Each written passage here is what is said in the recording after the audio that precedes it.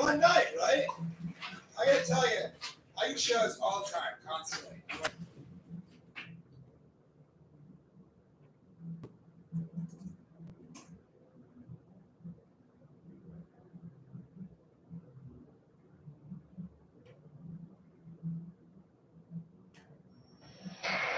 I realize that every professional group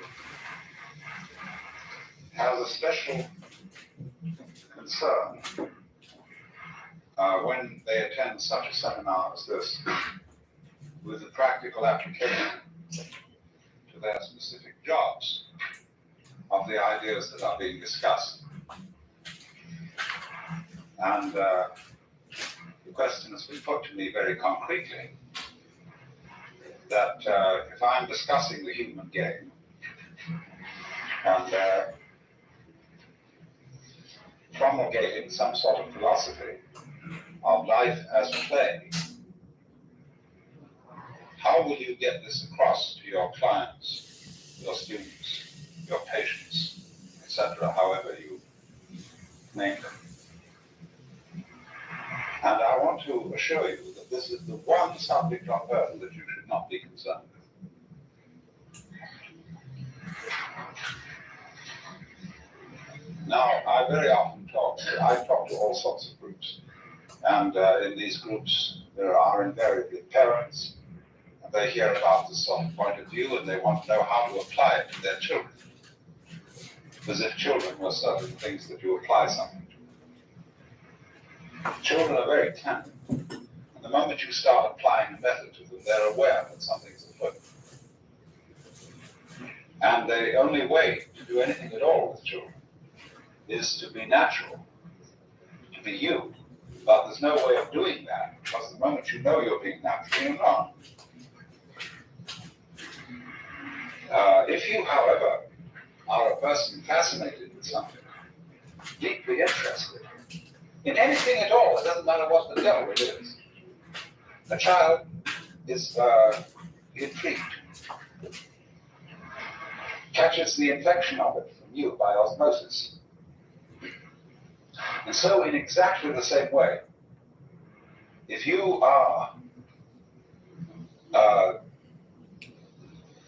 deeply absorbed in life, you can commit psychotherapy without any technique at all.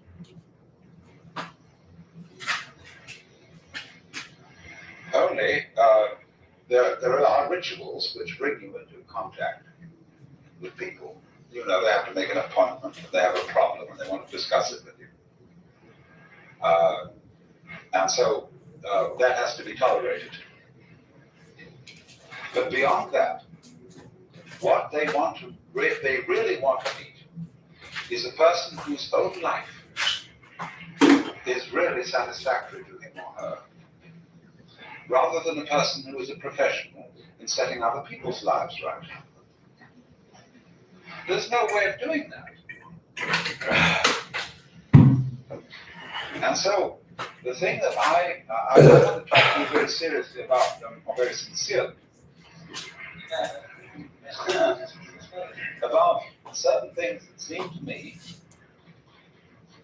important in the life of anybody in your position, and certain things that are ordinarily quite out of the bounds of psychiatrists and psychologists' discussions. Speaking quite frankly, the thing that oppresses me in my constant contact with psychotherapeutic circles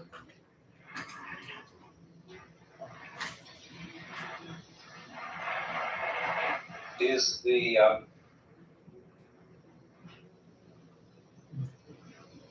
amazing superficiality of it all. You know, let's be psychologists. Let's not venture any deeper than that. Let's be quite clear that we are working with something empirical, something matter of fact, and let's not get anything really spooky mixed up with this. Because after all, we are, as I explained earlier, we are still under the influence of the 19th century mythology of the world. And this has become a tremendously important thing for all those branches of the academic profession that want to be scientific and aren't. Now, science is a discipline possible only in very, very special situations. The nature of science is the accurate description, first of all. And accurate description is possible only when the subject matter to be described is very carefully limited and restricted. In other words, in situations where all the important factors are measurable. And in order, say, to have a test tube containing certain chemicals which need to be measured with extreme accuracy, you've got to isolate this test tube from the external world. If the mixture is in any way unstable, a passing truck might damage things. A subtle alteration of temperature, when the sun comes out, might upset something. And so more and more you have to isolate your specimen in an influence-proofed room. And that's a very expensive and a very difficult thing to construct. But once you've done it, when you've got all the variables in the situation are known and measurable, you can have some approximation to a truly scientific experiment. To pretend to be able to do this in human relations is absurd. Your variables are infinite. You've no real idea what they are. But that is not to say, in any sense whatsoever, that therapy cannot be performed. And that you, as psychologists consulting schools, cannot do your jobs. I only ask of you, don't sail under false pretenses. Don't assume the mask of science. Don't aspire to the status of being scientists in the sense that a physicist or a chemist or a mathematician can be scientists, with their rigorous precision and their elimination of variables. You, if you are successful, must be artists.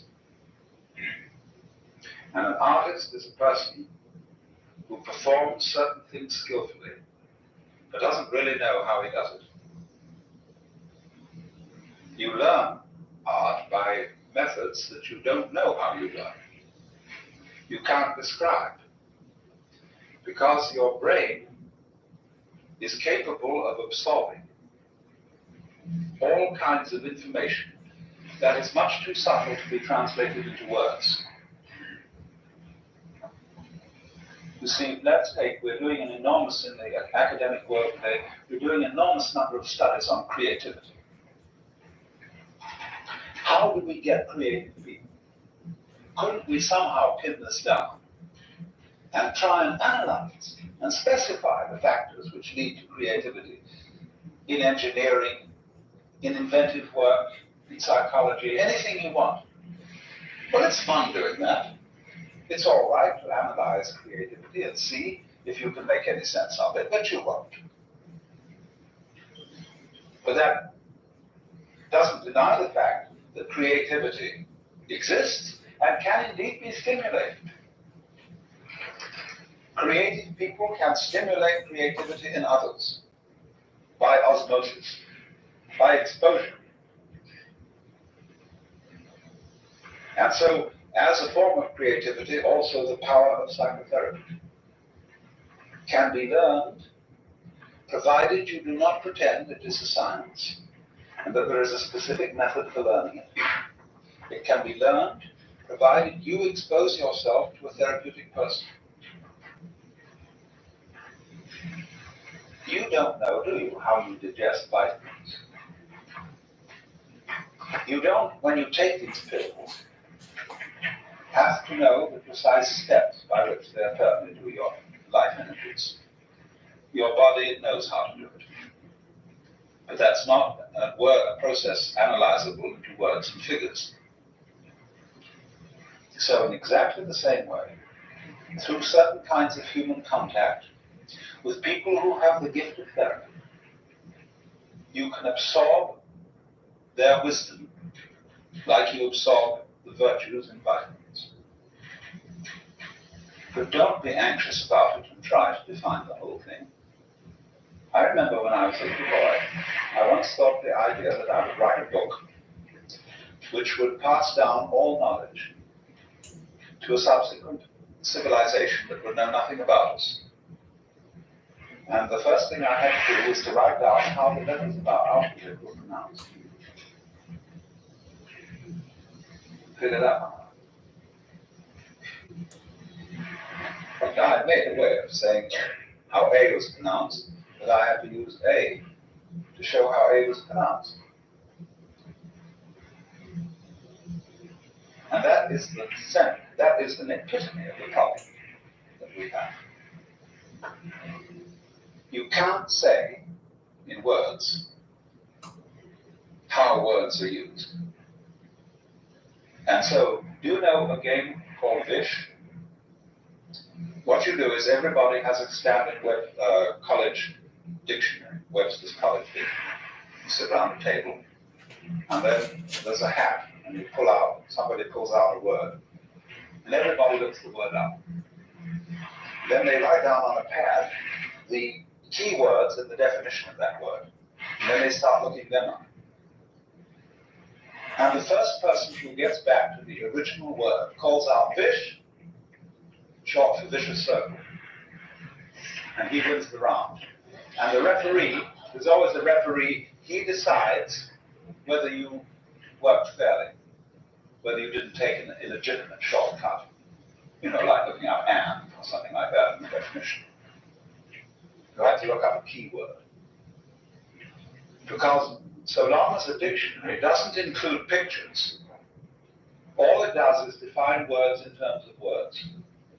It never makes the bridge between words and the physical universe, which Korzybski so delightfully called the unspeakable world. So fascinating. Unspeakable also means disreputable. The world that is not academically respected. Do you know that in a recent controversy at Harvard about the experiments with psychedelic drugs, some member of the Department of Social Relations actually said, no knowledge is academically respectable knowledge unless it can be expressed in words. It completely throws out the football team.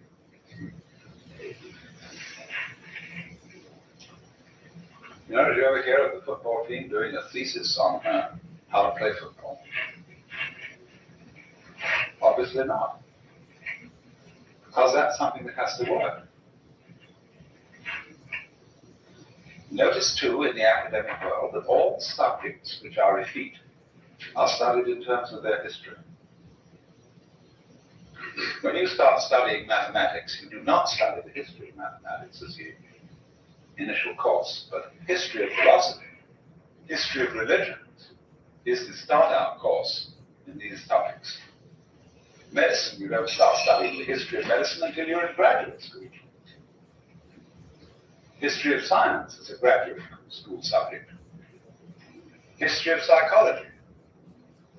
Whenever you think a subject is practical, you go right into doing it, rather than being historical about it.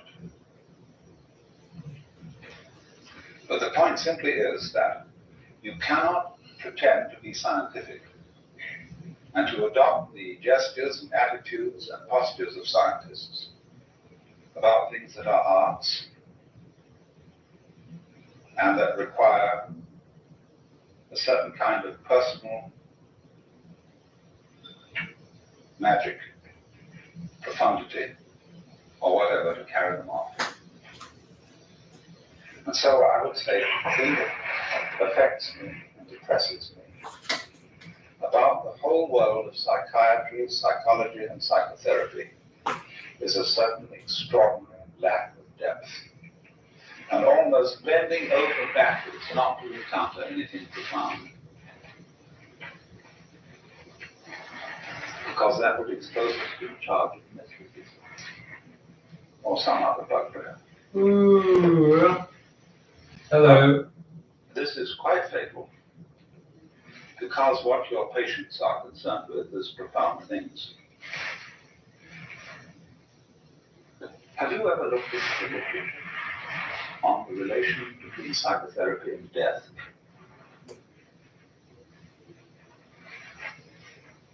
You will find a lot of blank pages. There's hardly anything about it.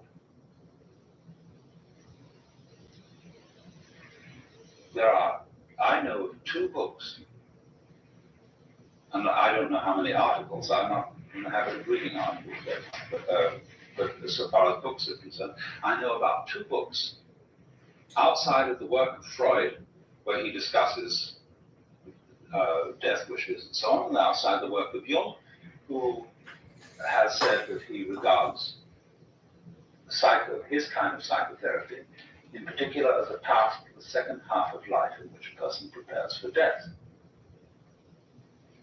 But by and large, ordinary psychotherapeutic work ignores the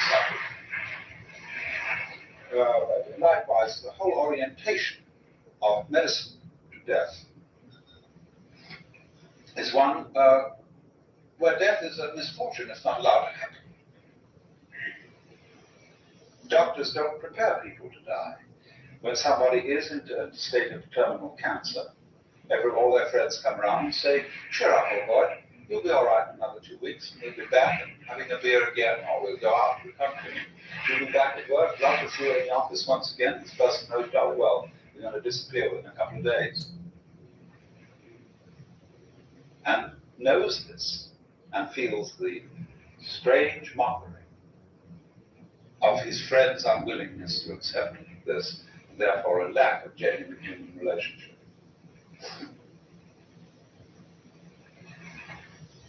And so the physician is embarrassed in a way that maybe a priest is not embarrassed. When somebody says to him, "Listen, I am sick of being ill, I want to die. I want to stop all this stuff being fed into my veins, and I want to be through." And the doctor in his role can't say, "Of course, that's perfectly understandable." And insofar as the psychotherapist takes his cue from medical role playing, he can't say to a person, "All right, you should die." I think it's a good thing. A very wise man once said, this was Ananda Kumaraswamy, "I would rather die 10 years too early than 10 minutes too late." There's a time to die. And dying should be one of the great events of life, like birth and marriage, graduation, anything like that. No, all cultures have the rites of passage. In our culture, death is a very strongly repressed event. We call it passing away. And our morticians, who call themselves that instead of undertakers, make up bodies in a mockery of a beauty sleep. And they have a kind of oily, unctuous, avuncular approach, which is extremely beastly. And they make a huge racket out of the whole thing. You know,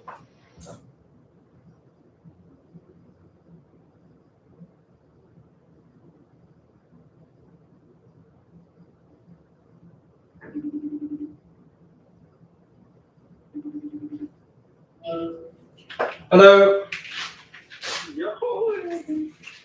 Hi.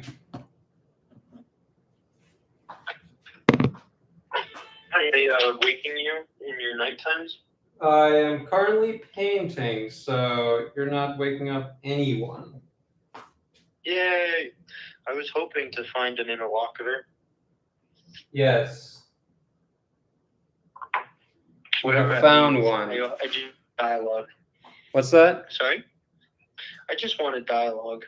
I don't necessarily need. I could be the interlocutor if you wanted.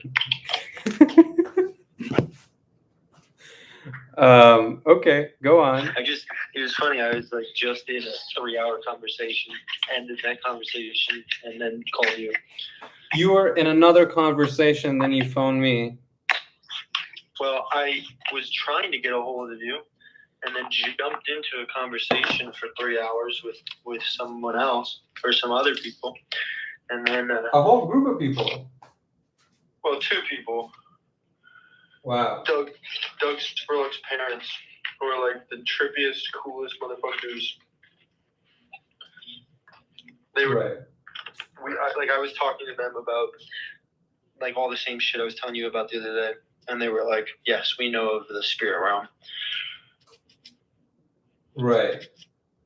It was pretty cool. I think the spirit realm is the only realm. I mean, I know what you're talking about. Like, you're saying that to uninitiated people, like, oh, I was in a different realm, but I think that's the only realm.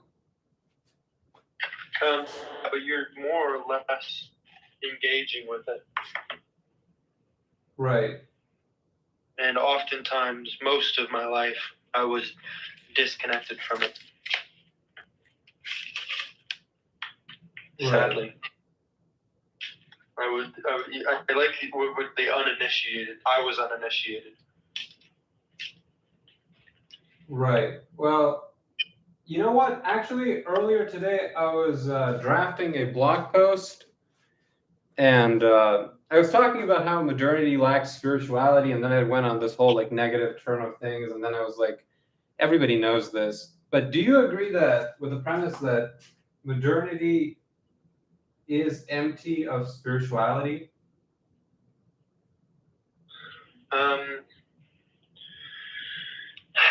It's not that it's empty, it's that the conversation or the spiritual entity that is at the forefront of the conversation is the question of the people who are in the woods. Okay, can you say that in a different way? I can try. Go on. I think that our spirituality is looking at itself for the first time and wondering if it was real. What do you mean by that? With science and everything, we convinced ourselves that the matter was the real thing. And now, as material things, with science and whatnot, we're looking back into the spirituality and wondering, wait, was that the real thing? Whereas beforehand, we were using spirituality to look at the rational. Now we're using the rational to look at the spiritual.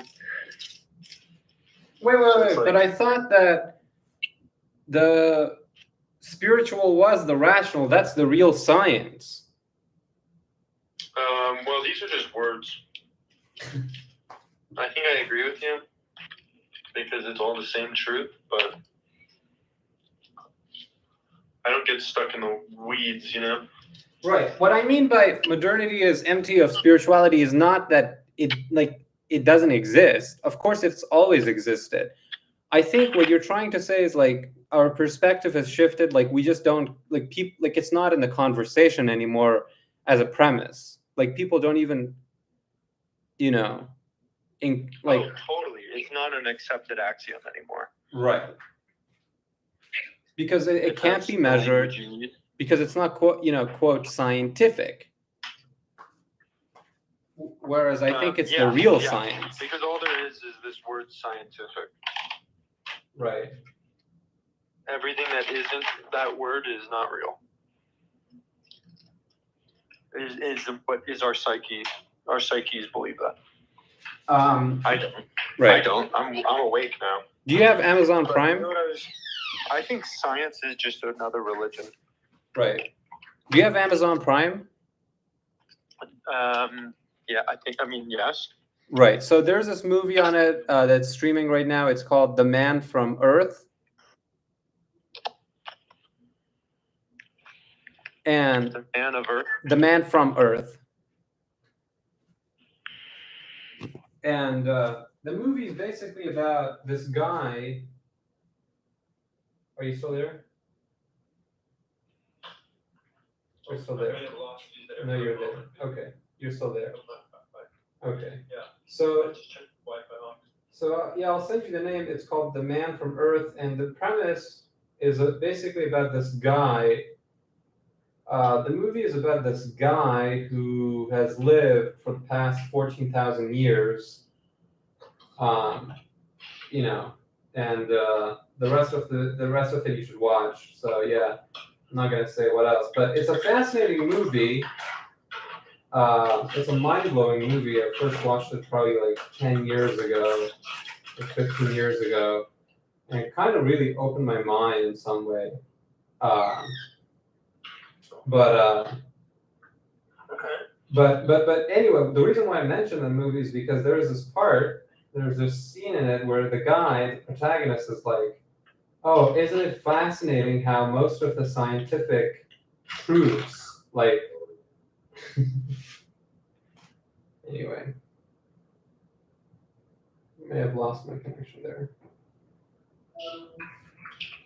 All right. Fascinating that. What were you saying? Is it fascinating? Yeah, he's saying basically that isn't it fascinating that most of the scientific truths or realizations about the universe, like relativity and etc., were first predicted and popularized, indicated by poets and artists. He's saying that, like, right, like, yeah, like, and then he gives examples of like how Goethe said so and so, and then 200 years later, somebody else came along and said, So I think it was like it's in gravity. right, exactly. Yeah, no, science is just a religion. Religions are for scared people. Spirituality is for Enlightenment. Yeah.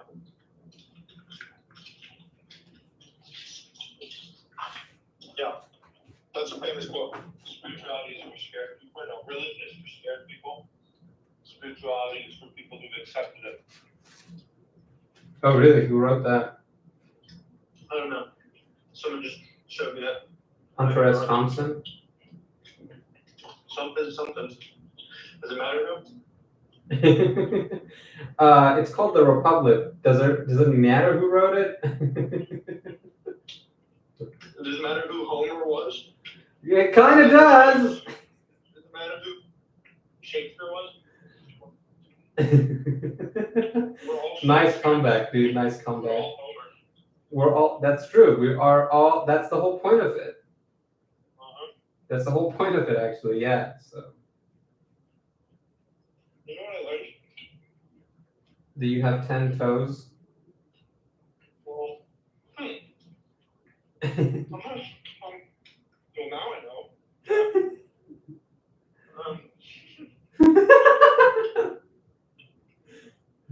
Education. You know what an education is? What's an education? Well, I'm speaking the language of the seminar language we use because we did seminars. That was our education. But all education is looking at books, analyzing characters, practicing tearing them apart, looking at the story, so that one day, if you're brave enough, you can look at your own book, look at your own story, and analyze your own character. Right. That's all education is. It's the groundwork for what you do, the real work. Yeah, I think that's right. I think I've had that realization every now and then over the past few months. Like, I'm like, oh wow, Mr. So-and-so in that seminar must have been like pushing me because of what I'm going through right now. Like, the reason why St. John's was such a pressure cooker was because like all of this stuff will show up some way, somewhere in your life. You know. A pressure cooker. I mean, it was a pressure cooker. Is there any other place where you go through those many texts at that pace? No. Not on your own. Nobody does that on their own. You weren't supposed to do it all. You're supposed to go through it and see which parts were pertinent. You're supposed to go through it and see which parts whispered at you. You mean at St. John's? Yeah, I think you go through that much because they think it's important to cover as much ground as possible to catch as many people as possible. Right. Because the language of Plato works for me. The language of Pride and Prejudice does not work for me. Oh, but come on, how can you say that completely? I mean, I'm not saying. No. It does work. It works. They all work. But some are more. Right. I agree with that. Some closer to my resonant frequency. Right. Some of them speak more to you than the others. Yeah, I mean, but if you're reading them all properly, yes, they all are part of the same story. Right. I think that's the right. I think that's the right. Just so you know, I'm at the Spirit Realm gate and I'm about to light a joint. Okay, here we go. Here we go. Let's fucking go. It's the same string, it's the same man, it's the same conversation. On another day. Indica or sativa? What are we doing? Those are just words. Hey. This is a plant, and I'm not categorizing it. Good for you. Those are just words. Anytime you don't like Dude, what's much it? fun recently where it's like we're about to get to the point of the conversation where it's like the important thing someone's wanted to tell me, and I go, and pause. We're at the precipice. I'm like, can you tell me this later? I think it'd be fun to dwell in ignorance for the moment. Right. Like the reason I went to meet someone yesterday, I deliberately was like, I don't want to know. It's not that I don't want to know. I need to know this, but also let's just let that resolution dwell. I know you're going to give it to me later, but let's just wait. Right. Because I've learned I don't like answers. I'm much more interested in questions. Right. Because the truth is a paradigm. Answers are moments within that paradigm. The only thing that can get close to the whole paradigm is a question that is an indicator of that paradigm. Right. Was I reading this in the Republic or Phaedrus, dude? So I've never read these books before. I'm learning that I've never read anything. And Really? now I feel like a genius when I'm reading things now, because for the first time ever, and it's about me and not about other. Right. Like I've read The Republic twice. I never knew Only it was 2 talking- times. I never knew it was talking about. Right.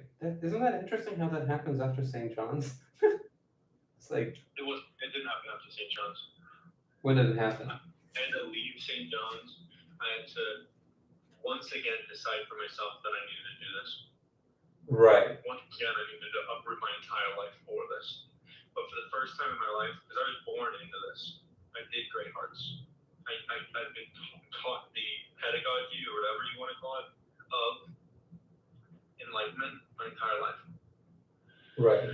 And I went to St. John's because there was an inkling in the back of my mind that, like, well, I can't step off the path now. I know that there's a path, but I didn't know about the path for myself. I just knew that, well, I need to learn a little bit more about these characters. You know? Right. Now, when I went out to England and was asked to ask myself what character I am, I played around with all sorts of different kinds of characters, lost the entire archetype, and now I'm reading these books and I'm every single one of the characters in the books. Every single one. And I look at all my students and I'm like, I'm each of you. Right. And that was only when I left St. John's and was asked by the world every fucking day Who are you? because I was different and new.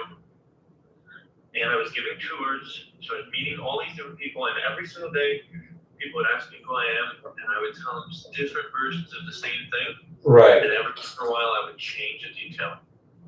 Right. And then I became self-aware. Hey, who am I? The hero's journey is not one big journey. It's cyclical. You can find yourself at the start of it over and over and over and over and over again.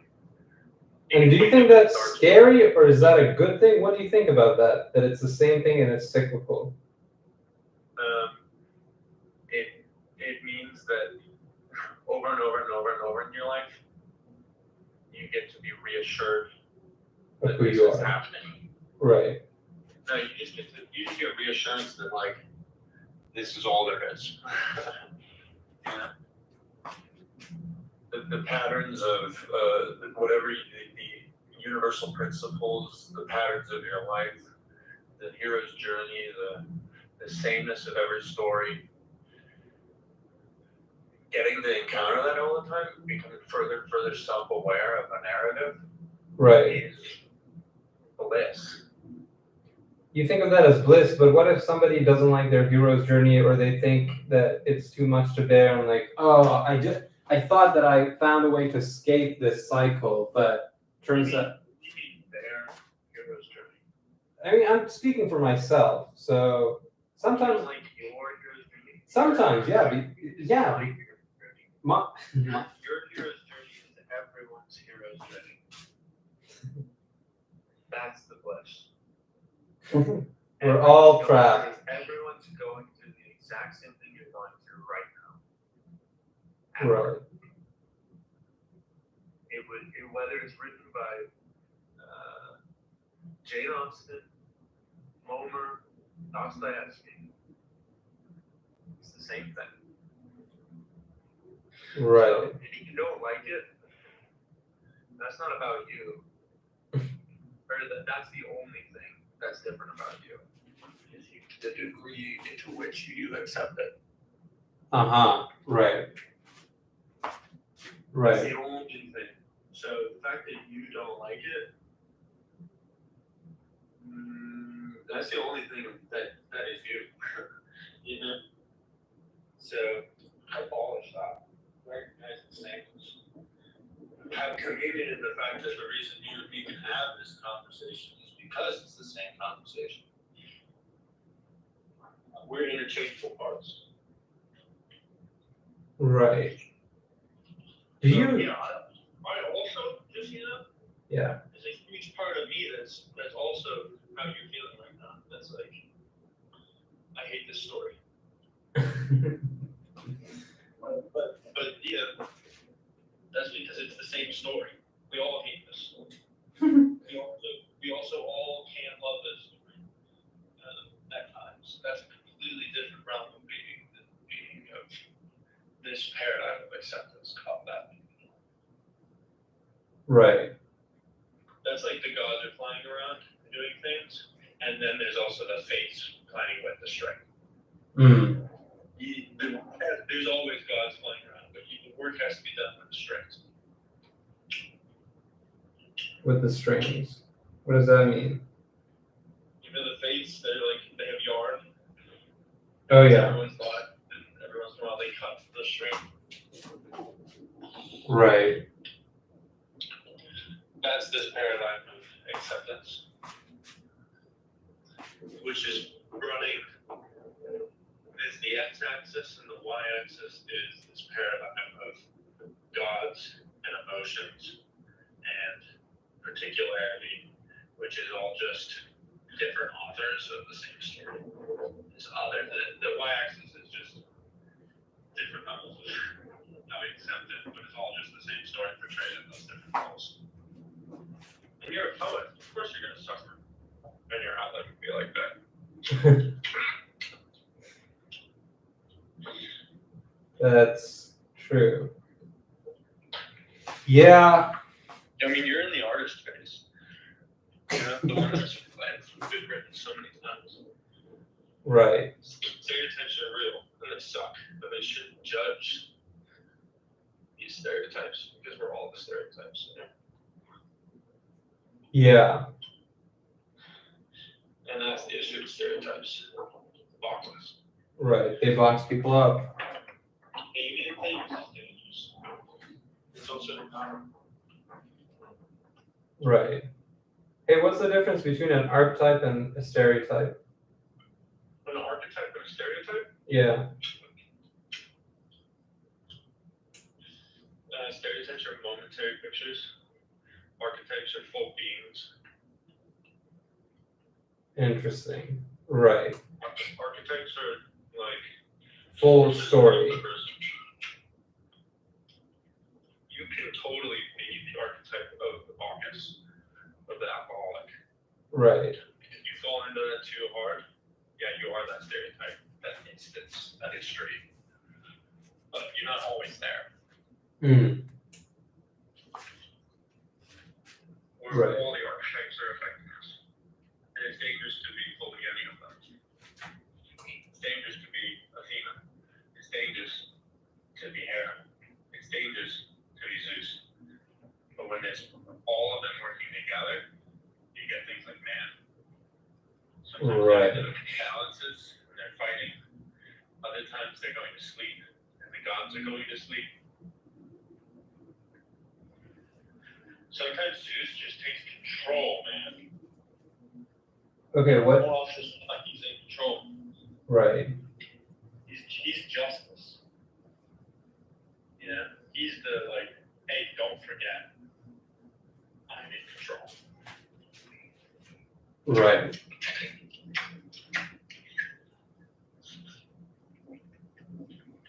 Yeah, can you imagine if people actually started talking about the gods like more, like actual things like I mean, I feel like that's what's lacking from modernity is nobody's like, oh my god, Athena sort of, disappointed me today. The thing is, they are talking about that. They are, yeah, that's okay. In what way? Psychology. Right, but that The thing is, we are just predisposed to poets. right. That's just how our brains work. But That's our level of acceptance of this fluidity. But they're all doing the same thing. There's no argument here, except for there's no argument on the journey. There's just argument on the difference. right. I just love that language of mythology, That's what I'm saying. Like the old timey. Did you have your first moments of conviction with those texts? In some way, I mean, Because if you can find your resonant frequency in a moment of reading the Greeks and understand things that you couldn't therefore do beforehand, and that is your first impetus towards learning, which is a human experience. The Greeks are the beginning. That's as far back in the story that we can go. hey, I thought the Old Testament was as far as we could go. Sure, man. Sure, man. But that's some people do that route. But Right. for me, For you as the Greeks. I picked up the story where they were and felt like I was at that point in the story. Right. And then I read the Bible. It was like, I mean, that's how it works with St. John's, right? Like you start the story with the Greeks and then sophomore year. bro. And it's just patterns. Pat took a turn.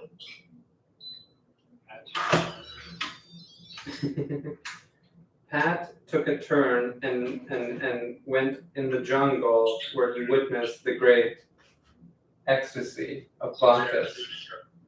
That's right. Yahweh. Yes, Zarathustra, also known as Yahweh. Are you ever worried that you have the right conversation, actually say the name of God and get struck by lightning? Wouldn't that be coincidence? It would be a coincidence, bro. There's no coincidences. Synchronicity. Well, we've yet to found anything that really separates us from anything on the physical level. We're all just atoms. Right. Until someone proves to me that the only thing that's real is in the human mind, I'm going to continue to accept it. Do you think that those who attempt to separate things, do you think they're driven by ego?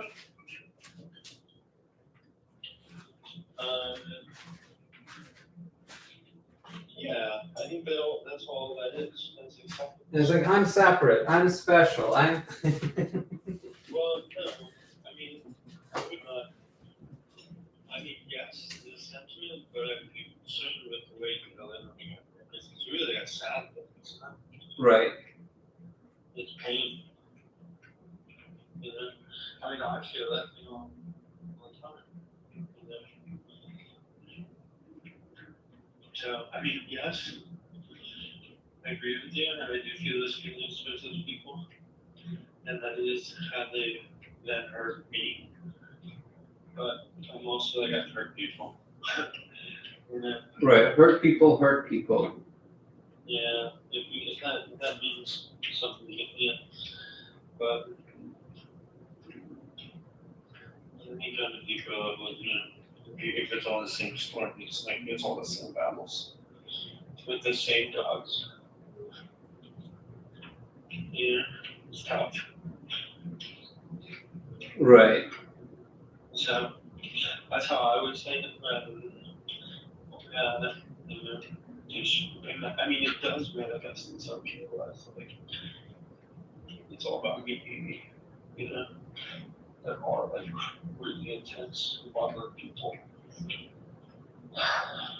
But we're just privileged to be not burdened with them. Mm. Like totally, I mean, I can totally accept and understand why someone would be violent. Would be violent?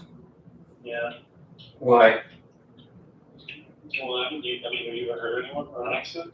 It's not physically, but like emotionally, like, and then when it's like sad, did you got angry after? Oh yeah, Like regrets. of course. Yeah. So, I mean, that's all it is. Well, it's not so bad. I just think it's sad. Right. I mean, it's easy because I get mad at people, but when I think about the whole, and I can't really do that when I'm like angry. Mm-hmm. When I think about the whole of it, I just think it's sad because no one's really trying to be angry. You know? Right. What do you think causes you not to think of the whole? Because you're right. If people thought about the whole time, they wouldn't ever get angry. The problem is they forget that, Yeah. Well, I think Jesus is like, love my neighbor. My neighbor's stinky. I don't like when people are that close to me. Your neighbor. That's like really hard. Isn't that what we talk about in the Brother's Change? Right. Like about the stinky neighbor. How it's hard to love your neighbor. Isn't it like so isn't his neighbor the one that tries to kill him? Mm-hmm. Right. So I mean, I don't know. It's like that's the actual work. It's easy to love the whole, but it's like diffuse the difference since it's all the same story. But that's really tricky to be talking like so all the time. When your own ego is like, what about my story? So yeah, I guess egotism and the only me, but I'm just sad about it. I'm not angry.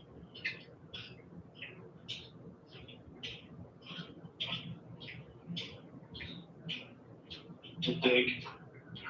I dig. At least I believe that is how I ought to be. Yeah, of course, it's also. I suppose that would be my condolences.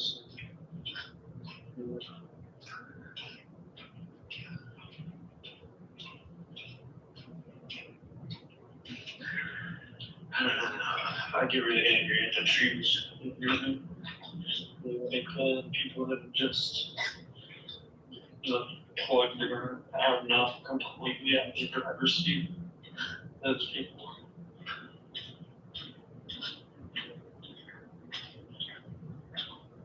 You still paying for it?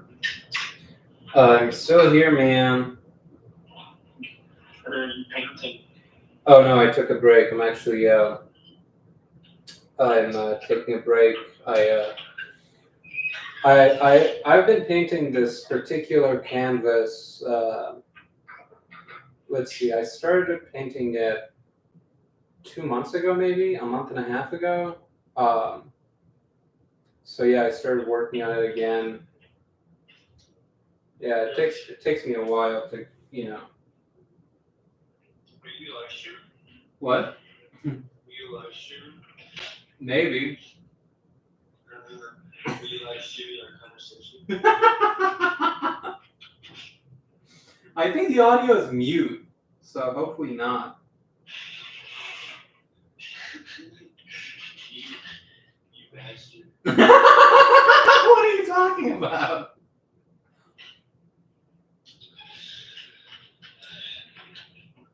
I can always leave whatever you're saying and just leave my part. What? I suppose my identity is nothing. No, of course you're right. Nothing is revealed. And none of these people know who I'm talking to or what I'm doing or who I am. I want to go lucky shoe. Yeah, you're like the only person ever.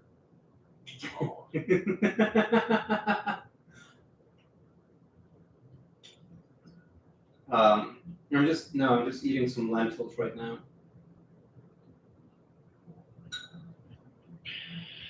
I'm heating up a chicken pot pie. What is that? What's a chicken pot pie? Oh, chicken. The way you said it was Chicken pot pie. chicken pot pie. Damn it! I've never had chicken pot pie. Bro, you should really have chicken pot pie, bro. You should make it for yourself. It's a beautiful dish. It's a colonial. Do you need an oven for that? I'm using a toaster oven. Let's see. Because it's a pie, right? I mean. Yeah. So you bake it from scratch or something? Well, this one I just got. I see. I mean, for you with a kitchen, I would make it from scratch. I could live stream that. Just follow a TikTok or something, man. Just look up chicken pot pie. A 30-second TikTok on how to make chicken pot pie from scratch. Yes, sir. No other way. Unless you get a nice grocery store with meat in it. So,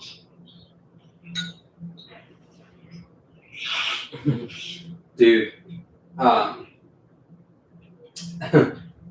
I've never used TikTok. Do you know that? I haven't either. I use Instagram Reels. Well, not even on Instagram. It's awesome. It's poison. I mean, it's all poison. Just because I'm not on Instagram doesn't mean that I still don't waste a lot of time on the internet. Yeah. Do you use Reddit? At times, And then I'm just on YouTube. Oh, I love YouTube too. Dude, it's just like everybody has a podcast these days. Everybody has. This conversation's been had. What? Nobody's watching this, dude. I swear to God, nobody. Welcome to the Z-Rock Show. I have anonymous guests yet again.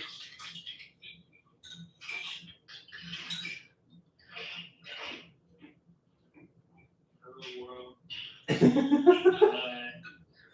like to welcome you to the Z-Rock Show. Let's go.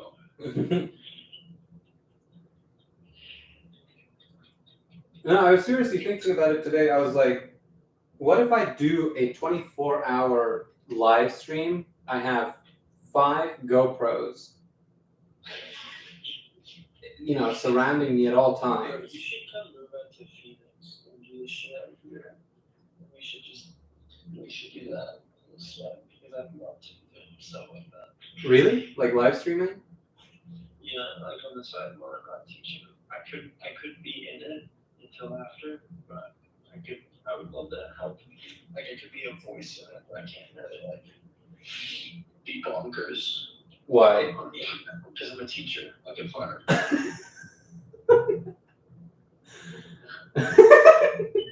Can't be bonkers. I mean, do you think I'm being bonkers all the time? No, I think I'm bonkers. and what I want to do with you is be pretty bonkers. That's true, yeah. The two of us would be pretty bonkers. Yeah. Have you watched The Truman Show? Have I seen it? Yeah. I live it, bro. Well, that's kind of sad because. Well, of course, that's modeled after the cave, right? Like he finally figures out and escapes the cave. Somehow, so soon. Right. It's just words. I'd be the worst on the podcast. I'm just like, yeah, Yeah.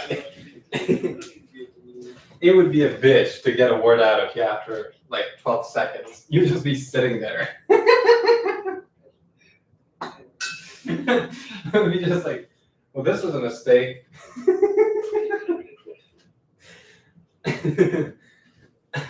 Let's phone somebody else. We'd have to be like getting stoned and like shooting shit for hours. Right. Trying not to get in trouble. I allow that.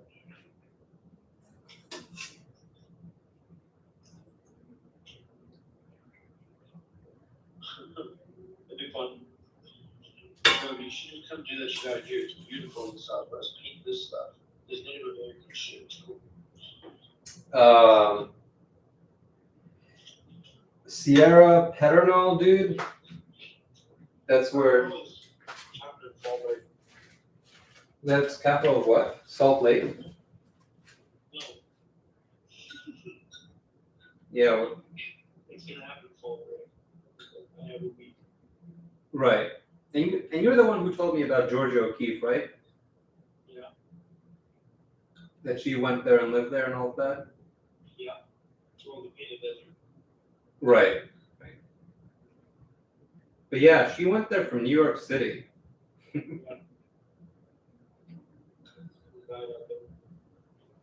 Right.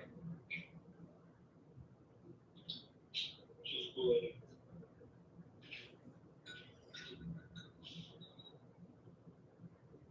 Respectable, nice lady. Yeah, there's another painter that's really intrigued me and that I discovered like 2 days ago or something.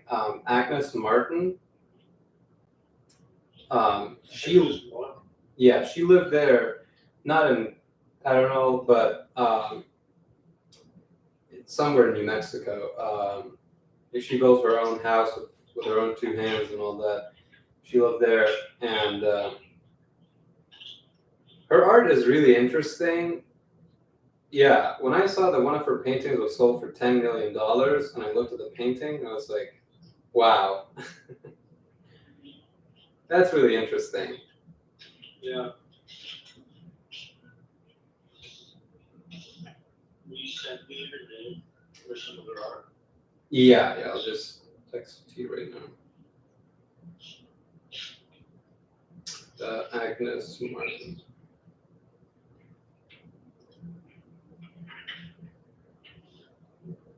Yeah, she painted until she was like 92 years old. And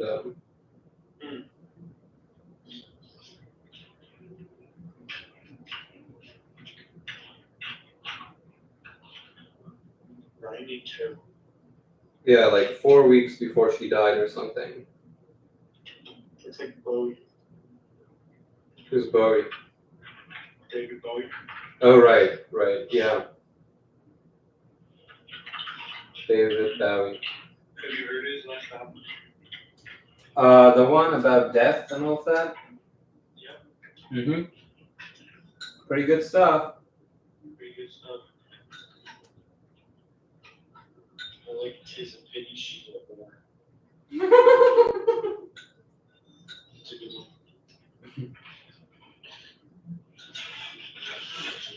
Wonder who he was talking about.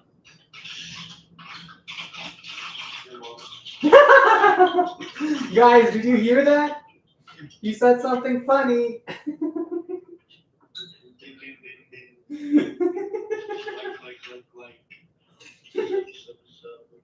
Sup, drop tips, buddy.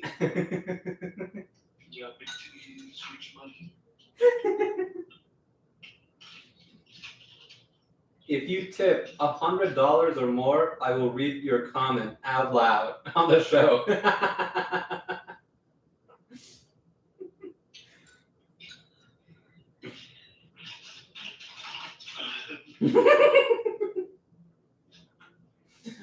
Wow.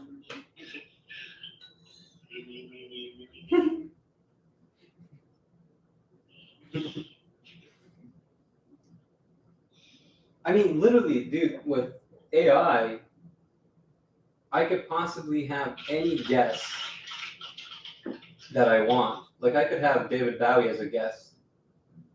Bowie. Right. I could interview them. You know, it would be AI generated Bowie, but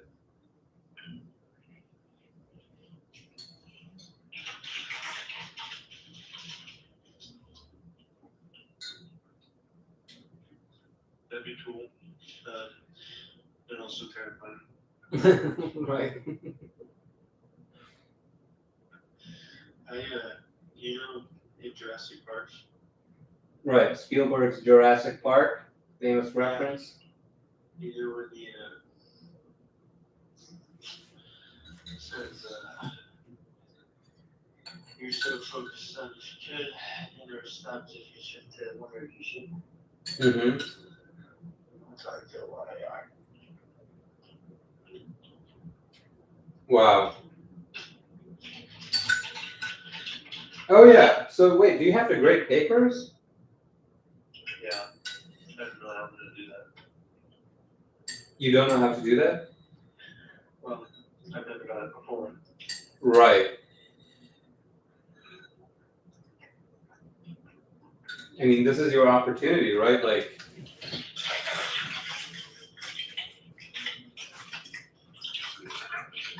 Yeah. I mean, this is where I learned the trade. And then I go and do something. right. I'm gonna open up something. What do you mean? Some kind of great books adjacent business. Great books, kind of business, edgy business. Yeah, some edgy business. So what is this business going to do? Pay me to learn. Oh, they're going to pay you to learn. It's just, it doesn't matter what it is. Right. But I've discovered my job right now pays me for 3 hours while I'm at work to learn history. Right. And you want to be paid full time. I want to be paid to talk with interesting people about interesting things. Well, you described the medium of podcasting. No, but everyone has a podcast.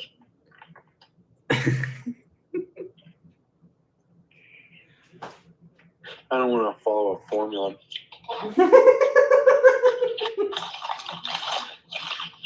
Dude, even St. John's has a podcast. Yeah, whatever, bro. Why? You think They it's don't really lame do or it- They something? don't really do a super good job at it. They don't do a super job at it? Well, I just mean it's not very. It's not. It's somewhat new still. Right. Did you watch any of them? I watched them when I was a freshman.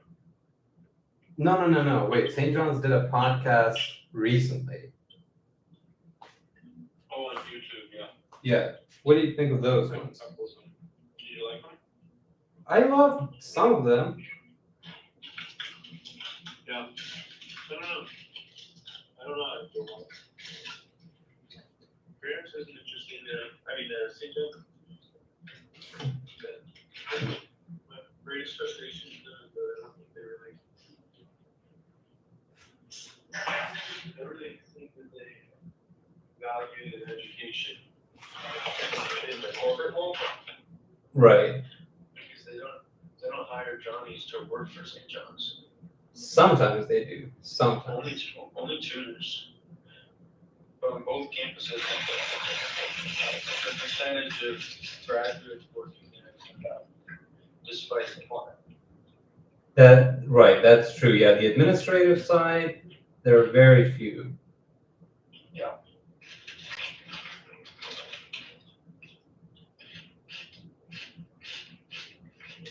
Right. Bro, What? have I ever talked to you about One Piece?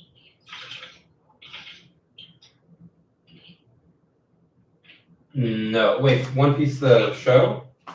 Yeah. No, but I know the reference. You know what it's, the. It's the anime. Yeah. No, wait. I thought no, I confused it with One Punch Man. It's not One Punch Man, One Piece. But it's an anime? Yeah. I didn't know that. What is it about?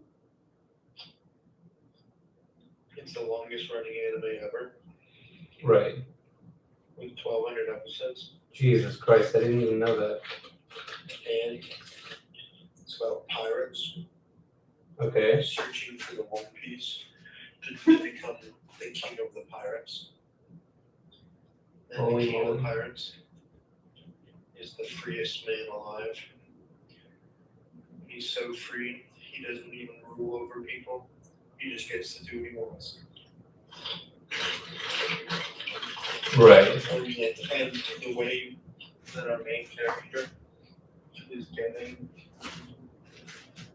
or becoming the king of the pirates is by trusting in his crew. Right. Knowing that if everyone does their part, they'll get there together. You have the guy who wants to be the king of the pirates, the guy who wants to be the greatest swordsman alive, the girl who wants to make a map of the whole world, going on this fucking awesome journey of like self-awakening and reaching pure freedom. Wow. Where can I watch this? Funimation. I can give you my account details if you actually want to check out. Really? Is it really good? So you're recommending me that I watch this? I'm on episode 600. You're on episode 600. You start with first episode. Yeah. How many minutes is each episode? Like 24 minutes, but you skip the first 5 minutes because it's recap. Right. So 20 minutes. per episode. Wow, so it must have been running since like what, 1980s? Like late 80s, yeah. Right. Wow. That was really, really, really good. I'll check it out, dude. I mean, yeah, send me your login details for every account that you have on the internet.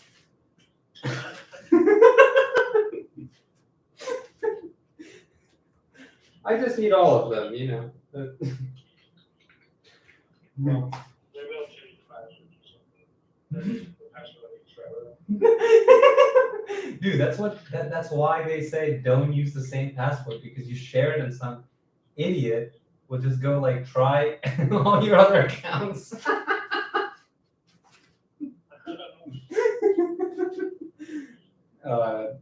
Yes, that idiot would have been me. Man, I'm so happy it's Saturday. Why? I don't have to work tomorrow. Right. Oh yes, but so like, do you have to prep anything or not really?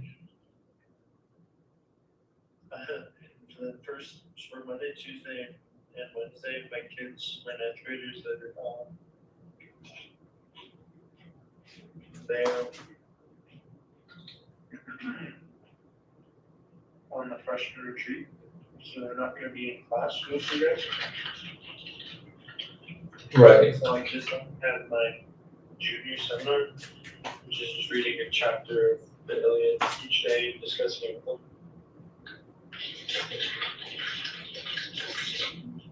Right. So Wow. I just have to record the conversation. And, you know, I have to, of course, facilitate it, guide them. Right. We didn't even record the conversation. You talk about it and then they watch it? No, I don't hold stuff on it, no, don't watch it. In my notebook, I have to like have some account of my class, like, Right. how else do you grade it? So and so. Right. Well, you should really ask that from the tutors at the college, because they never took notes. It's like, wait, you really trust your memory, Miss So-and-so, who's 97 years old? Dude, I kid you not. I got a low grade sophomore music because in my Don rack, Miss So-and-so said that I didn't submit one of the papers. She confused me with a different student. I'm like, is there an appeal process to this? I was like, I don't even care. Well, Yeah, not only that, what? what was this username? Miss Rehard.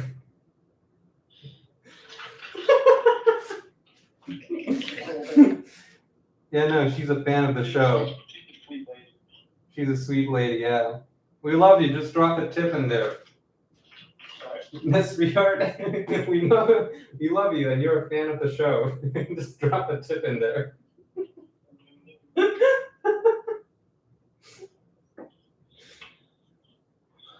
No, I'm gonna tell you a funny story though. So that was not the only time that she confused me.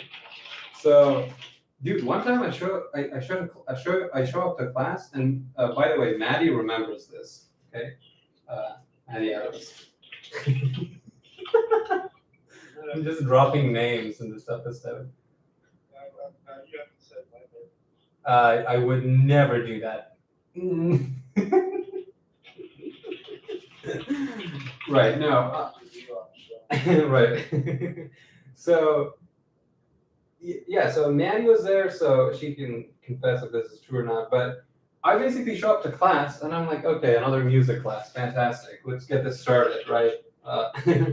And she looks at me, she's very upset, and then in front of everyone, she's just like, you know, you're on very thin ice. You really should not miss any more classes.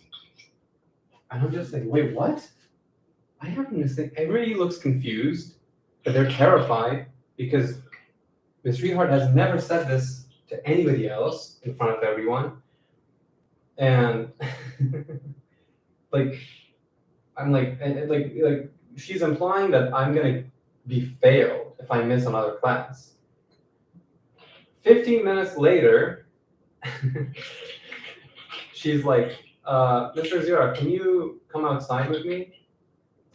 So I go outside and she's like, oh, I'm so sorry. I confused you with another student. I am so sorry. You're fine. You're fine. And then we go back to then we go back to the classroom. I just wish that she said that in front of everyone. Yeah.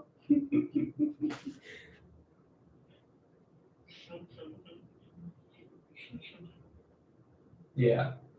That's so funny. What student did she confuse you with? I think should I drop another name? You know why you're asking me, right? You're like just saying like you're not actually interested. You're just asking because you want me to drop these names. Please. It was Rowan Foxley. Okay.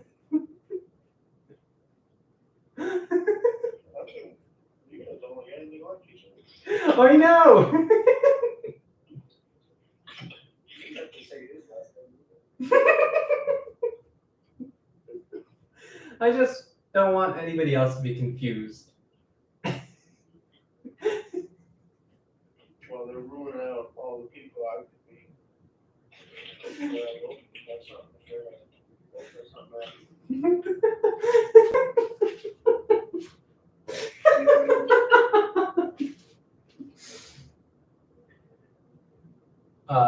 Yeah.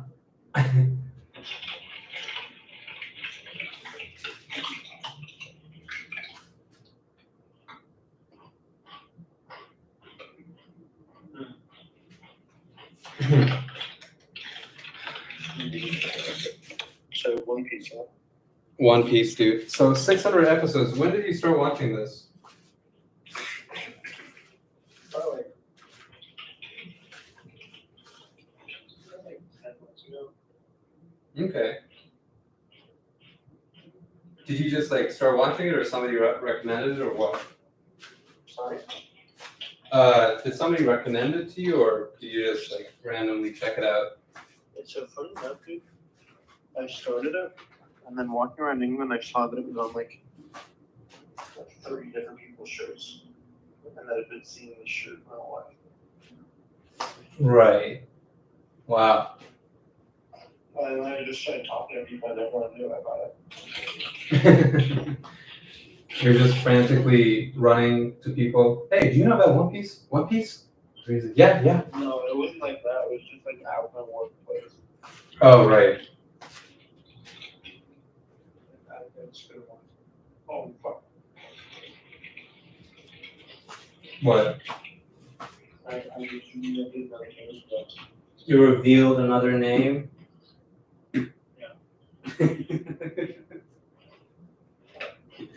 I should not have told you that you were on a live podcast. well, here we are. Me, you, What? and this bag of Chex Mix. And I have one piece queued up for whenever this podcast is over.